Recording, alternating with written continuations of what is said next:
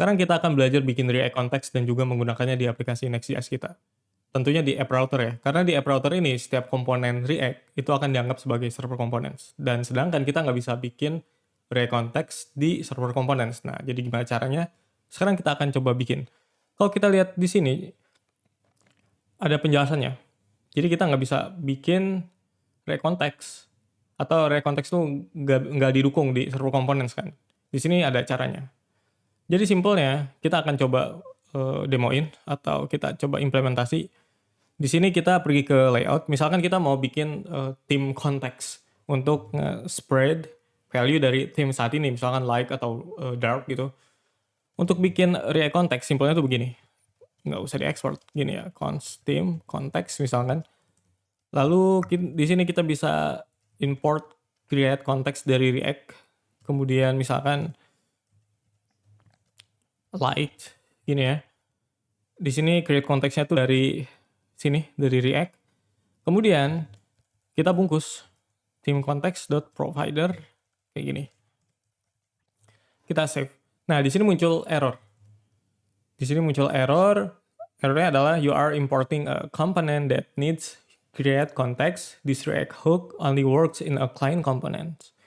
To fix, mark the file or its parent with the use client directive. Jadi simpelnya, kita tuh pakai create context di komponen. Nah, atau kita tuh pakai create context di server components lebih tepatnya. Dan di sini ada penjelasannya, React hook ini, create context, cuman bisa dipakai di client komponen.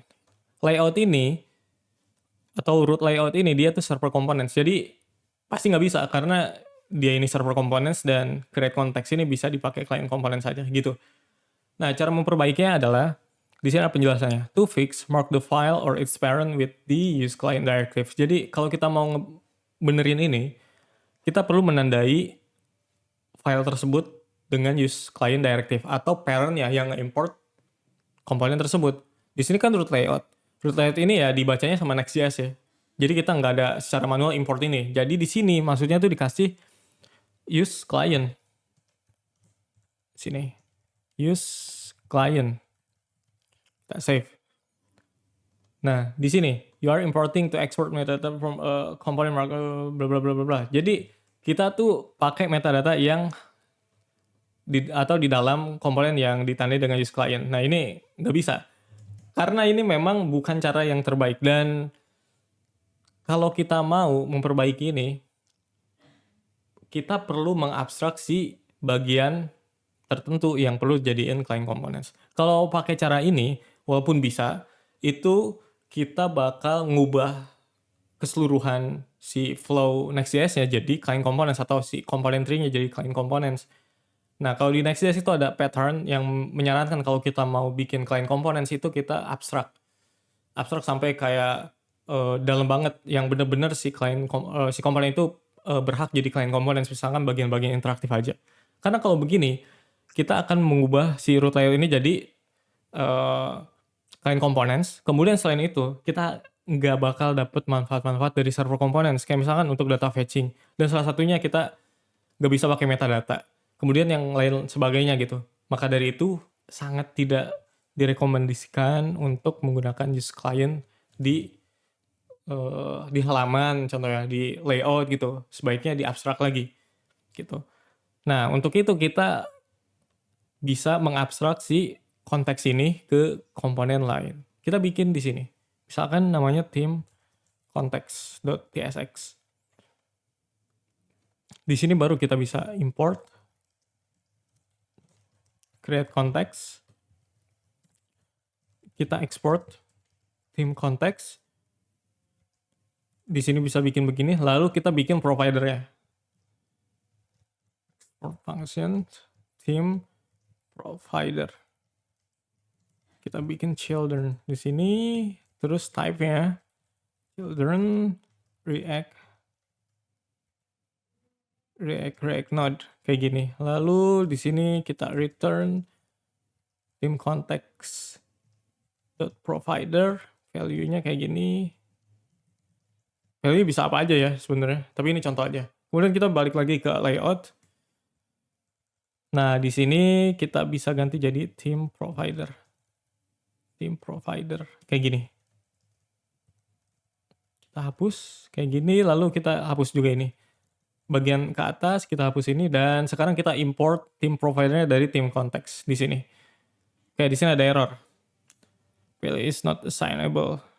Oke, jadi kita bisa hapus ini karena kita nggak perlu ini, karena dia udah di define di bagian si ininya. Nah, sekarang kita lihat apakah dia benar.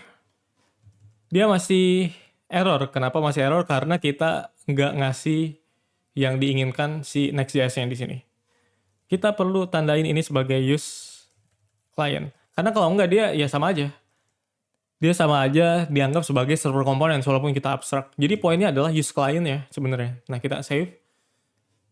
Dia bisa. Karena memang begini. Kalau kita baca di sini spec-nya atau penjelasannya di sini, pertama dia nggak bisa kalau bikin kayak gini. Ini yang kita lakukan, dan di sini di abstrak jadi client components. Jadi kita bisa pakai cara kayak gini.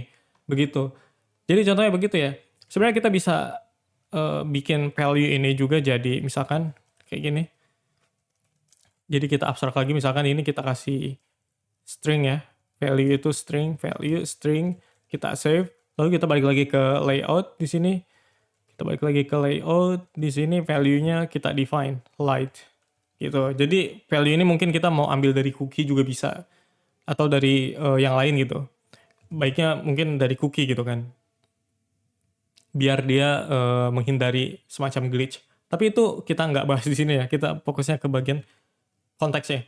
Nah, di sini juga ada penjelasan di React 19, context as a provider. Jadi di React 19 kita bisa nge-render context as a provider instead of context.provider. Jadi kalau sebelumnya, kayak di contoh ini juga, kalau kita mau pakai provider, kita kayak semacam access.provider kan, di dalam theme konteks ini. Nah, sekarang di React 19 itu kita nggak perlu lagi. Kita bisa hapus ini. Kita bikin kayak gini, kita save. Lalu kita lihat. Hasilnya sama, dia nggak error. Karena memang si Next.js ini dia pakai React 19 gitu, sesuai dengan penjelasan ini. Jadi di masa depan dia bakal bikin ini jadi kadaluarsa atau deprecated ya. Jadi nggak direkomendasikan lagi. Jadi misalkan lo bikin project Next sekarang pakai React Context, atau maksudnya lo bikin project lain di React base ya, di React, di Next.js gitu, kemudian lo pakai React Context, bisa ikutin sarannya ini. Jadi kita bisa pakai cara begini dibanding pakai context.provider lagi gitu. Jadi begitu ya. Untuk makanya kita bisa pakai use. Di sini ada use context. Kita bisa pakai ini, atau yang baru juga dari React 19 adalah use hook. Jadi use doang. Di sini ada penjelasannya. Use is a React API that lets you read the value of a resource like a promise or context. Kalau lo baca atau nonton video Next.js gue sebelumnya, itu dibahas juga soal React hook use ini. Jadi kita bisa baca konteks pakai use, alih-alih menggunakan use konteks. Jadi kita bisa pakai di bagian sini, misalkan di page, kemudian kita bikin komponen lain. Misalkan di sini namanya button.tsx. Kita bikin button di sini, kemudian kita return button di sini. Kemudian kita pengen import ini di sini. Kita hapus. Kita hapus kayak gini. Hello. Tes dulu. Ada ya, kita import buttonnya di sini.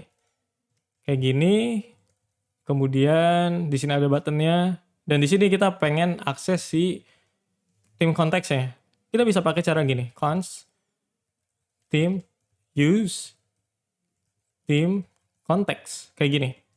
Kalau kita log di sini, theme, kita save. Coba lihat hasilnya. Kira-kira kenapa? Use an already resolved client resource. Jadi kita coba kasih use client lagi di sini.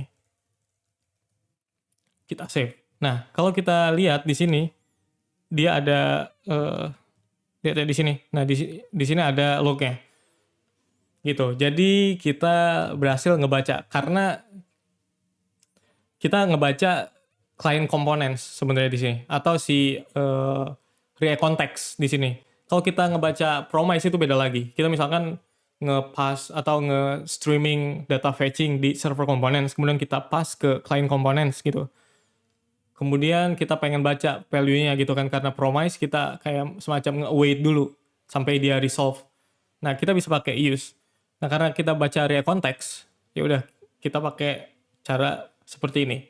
Gitu cara baca si konteksnya. Di sini lognya ada 2. Kalau kita reload lagi, dia lognya ada 2 karena secara bawaan dia tuh pakai strict mode.